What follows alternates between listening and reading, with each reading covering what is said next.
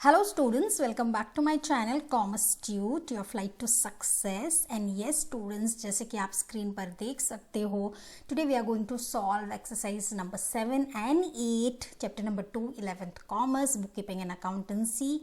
ठीक है, तो these are very simple. Question number 7 जो है बहुत simple है. We have to again accounting equation table हमको करना है, plus there is question number 8 also, जहाँ पर अगर सिचुएशन दिया गया है increase in asset decrease in asset, तो हमको ट्रांजेक्शन कौन से लिखने होते हैं. So this is little bit of understanding वाला कंसेप्ट, क्लैरिटी वाला चेक करने वाला क्वेश्चन है. तो कोई बात नहीं, इसको भी हम टैकल करेंगे students. As usual, new people to my channel, kindly like, subscribe and share so that video is useful to everybody and let everybody get the easiest simple way of understanding the concept. ठीक है, तो चलिए फिर देर किस बात की है, शुरू करते हैं students. you all can see the screenshot भी लगाया है मैंने यहाँ पे. क्वेश्चन नंबर 7 का 5 transactions are there, journal entries है sort of, yeah they are, and then you have this table. तो the format is ready. The same questions मैंने ऑलरेडी यहाँ पर लिखा है आपके लिए, आपके रेफरेंस के लिए. So it's the same once. He started business with cash ₹50,000, purchase goods for 10,000, goods stolen 1,000. For your reference I am just reading out. Sold goods for 5,000. Yes, एक क्विक क्रॉस वेरिफिकेशन भी ज़रूरी होता है हमेशा. Loan taken from bank 7,000. That means all transactions are there. Let's get started with this. ठीक है. Now students, first transaction है started business with cash ₹50,000. तो हमेशा की तरह जब कैश बिजनेस में आता है, ओके, जब कैश बिजनेस में आता है तो ऑब्वियस है आपका असेट बढ़ जाता है, आपका कैपिटल भी बढ़ जाता है. प्रोपराइटर आता है तो डेफिनेटली कैपिटल रिफर करता है. तो 50,000 हमारा असेट हो जाएगा. ठीक है, और लायबिलिटी देयर इज़ नथिंग, तो we will just put dash there, लेकिन टेक्निकली वो नहीं दिखाएगा तो हम उसको ऐसे ही छोड़ देंगे यहाँ पे. और otherwise we can do in the bracket, we can put dash and then close the bracket, then there will be nothing. So it is always better that leave it like that. और यहाँ पर will put 0 here. Yeah, that is much better. Yeah, it's accepting. Good. तो 50,000 capital भी बढ़ गया आपका. So this is as simple as that. You can see amount को हम थोड़ा in the center लेकर आएंगे. Now it looks quite good. तो when you start business with cash ₹50,000, your assets increase, liability 0 है, कैपिटल भी 50,000 है. चलो फिर क्विकली हम इसको नीचे बैलेंस करते हैं. आफ्टर फर्स्ट ट्रांजेक्शन 50,000, लायबिलिटीज कुछ नहीं है तो 0, कैपिटल इज ऑल्सो 50,000. ठीक है, यहाँ तक सब क्लियर है. I guess I just highlight this all and by default मैं यहाँ पर सेंटर कर देती हूँ. Okay, so I hope henceforth everything will come in center. Next, purchase goods for cash, purchase goods for ₹10,000. Students, ऐसे वाले entries हमने पहले भी पढ़े हैं. Remember, when they have not mentioned whether it is on credit या name of the person is not given, तो kindly consider it as a cash transaction children. So purchase goods of ₹10,000. So we will consider it as a cash transaction क्योंकि यहाँ पर कुछ detail में दिया नहीं है. तो what will happen now? Obviously you are purchasing goods, there is increase in asset, there is increase in asset of 10,000. ठीक है, you are purchasing goods for cash, that means आप पे कर रहे हो ना. We have considered it, open the bracket plus and then close it. या तो हम क्या कर रहे हैं यहाँ पे, we are purchasing goods for cash, तो कैश भी आपका कम हो रहा है. तो यहाँ पर आएगा आपका -10,000. ठीक है, तो what has happened here children, there is increase in asset and there is decrease in asset.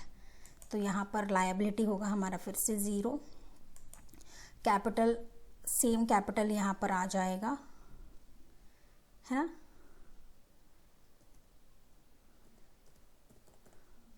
तो बैलेंस करते हैं, देखते हैं कितना है. सी स्टूडेंट्स, 50,000 प्लस 10 माइनस 10 तो कैंसिल हो जाते हैं, तो 50,000 ही आता है आपका यहाँ पे. तो यहाँ पर हम लिखेंगे 50,000. जो बोल्ड में हमको दिख रहा है, liability 0 again and your capital is 50,000. ठीक है. So till here I think everything is clear children. Let's go to the third one. Goods stolen 1000, मतलब यहाँ पर गुड्स को चोरी किया गया है. They have stolen the goods. तो बाय डिफॉल्ट आपका असेट जो है वो कम हो जाएगा और आपका कैपिटल भी कम हो जाएगा क्योंकि नहीं रहे ना गुड्स, दे हैव स्टोलन. तो सबसे पहली एंट्री हमारी यहाँ आएगी -1000. ठीक है. और लायबिलिटी 0 है बट पैसे आपके कैपिटल से भी कट जाएंगे, सो इट विल बी -1000. ठीक है. So now we can see the total students after the third entry. 50,000 - 1000 हमें यहाँ पे 49,000 मिल जाएगा. ठीक है. तो इसको भी नीचे लेकर आओ. लायबिलिटी स्टिल 0 है और कैपिटल आपका बन चुका है 49,000. ठीक है. So after the completion of the three transaction students, आप देख सकते हो आपका असेट इज 49,000 और liabilities plus capital is also 49,000. That means we are on the correct page, correct path, and I hope on the other side students are also doing it, solving it. Okay. और if you have already solved, you are cross checking it. ठीक है. तो बहुत सारे options है आपके पास students, you can cross check. ठीक है. नेक्स्ट ट्रांजेक्शन जो है हमारा वो है fourth one, that is sold goods for cash ₹5,000. Students sold goods मतलब क्या हो रहा है यहाँ पे? पहले तो आपको 5,000 का कैश आ रहा है, इट्स इनकम है ना. सेल्स मतलब क्या है? आप गुड्स को सेल कर रहे हो, लेकिन goods are sold, that means assets कम हो रहे, राइट. लेकिन ऑन द अदर हैंड उस गुड्स को आप कैश में सेल कर रहे हो, मतलब 5,000 आ भी तो रहे हैं, असेट कम हो रहा है लेकिन cash as an asset is coming back. तो सबसे पहले हमारा यहाँ होगा okay, it will be you are selling the goods for cash. So cash is coming in, आप पहले लिख सकते हो. ओके. तो प्लस हो रहा है यहाँ पे 5,000. ठीक है. But you are selling the goods, तो सेल कर रहे हो तो गुड्स कम हो रहे हैं ना, तो -5,000. दैट मीन्स देखो दोनों एंट्री इधर ही हो रही है, increase in asset decrease in asset दोनों हो रहा है. तो डेफिनेटली यहाँ पर कोई ट्रांजेक्शन नहीं आएगा, नॉर इन द कैपिटल. तो चलिए जल्दी से बैलेंस लेकर आते हैं. You can see 49,000 plus minus एक कट जाएगा, तो यहाँ बाय डिफॉल्ट 49,000 ही आएगा. ठीक है. तो यहाँ पर लायबिलिटी 0 आ जाएगा और आपका कैपिटल भी 49,000 आ जाएगा. So and of the fourth transaction also you can see your asset is equal to liabilities plus capital. ठीक है.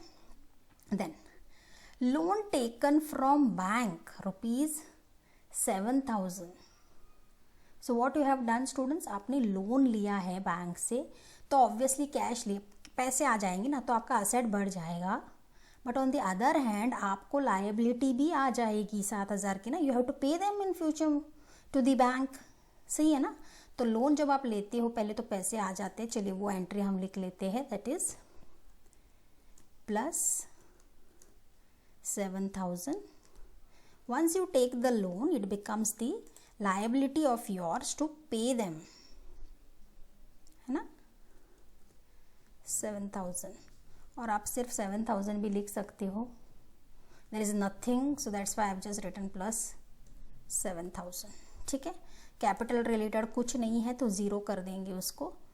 तो in the end what you can see students, 49,000 plus 7,000 is 56,000. ठीक है. तो यहाँ पर आप देख सकते हो आपकी लायबिलिटी अब जाकर आ गई है 7,000. तो यहाँ पर आप लिखो 7,000 और यहाँ पर कैपिटल एज यूजुअल आपका 49,000. यहाँ 0 नहीं है, ये 49,000 आप लिख सकते हो यहाँ पे, क्योंकि वो ऊपर से नीचे फॉरवर्ड मतलब आ जाएगा. ठीक है. तो now you can see students यहाँ पर 49,000 हमारा कैपिटल हो जाएगा. Now you can see finally आप देख सकते हो that your assets that is 56,000 पर पहुंचा है और लायबिलिटी भी 49,000 plus 7,000 will give you how much, 56,000. So this is exercise number 7 students. I hope you have understood it. Very simple. Practice it. It's a very simple exercise. ठीक है.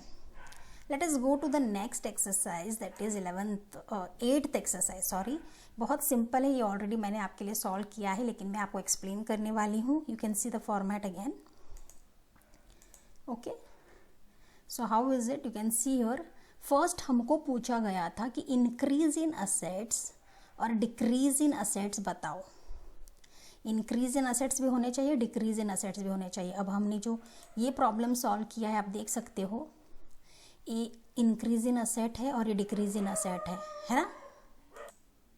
आप देख सकते हो यहाँ पे कि जब इंक्रीज इन असेट हो रहा है और डिक्रीज इन असेट हो रहा है तो कौन सा ट्रांजेक्शन मोस्टली आता है? Purchase goods for cash.